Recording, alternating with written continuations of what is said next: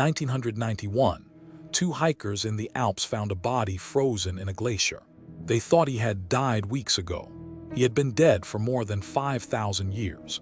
His name is Ötzi, and he is the oldest murder victim ever found. His frozen body has survived for over 50 centuries, and it still carries an unsolved crime. It happened high in the Alps, on what is now the border between Austria and Italy.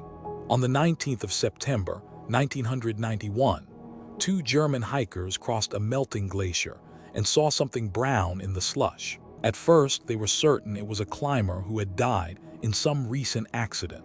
Rescue workers tore the body from the ice with picks and drills, damaging it, sure that it was modern.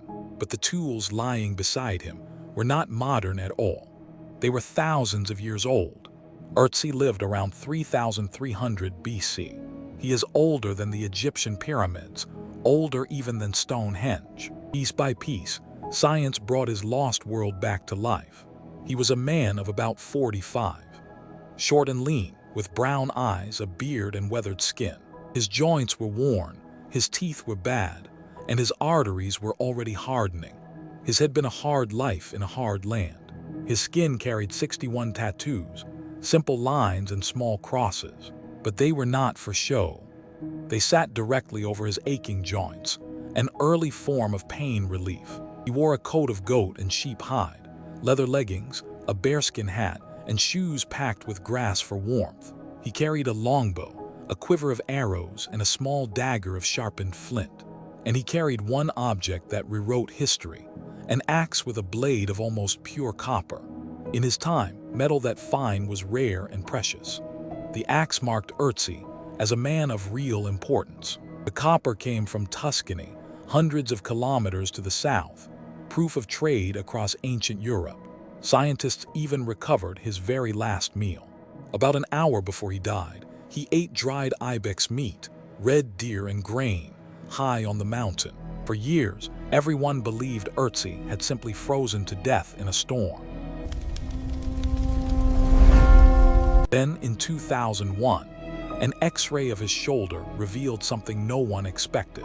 Buried deep in his left shoulder was a stone arrowhead. Ötzi had been shot from behind. The arrow ripped through a major artery. He would have bled out in minutes. This was no accident on the mountain. This was murder.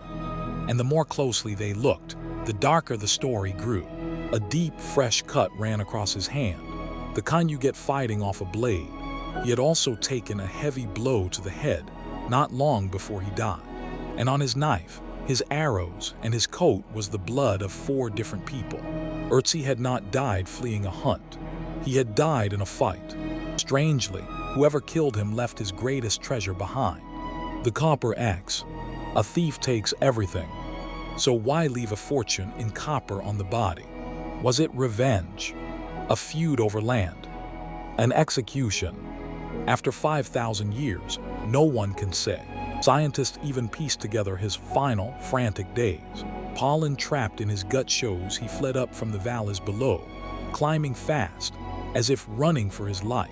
He reached a hidden rocky gully high in the snow, and there he fell for the last time. Snow buried him.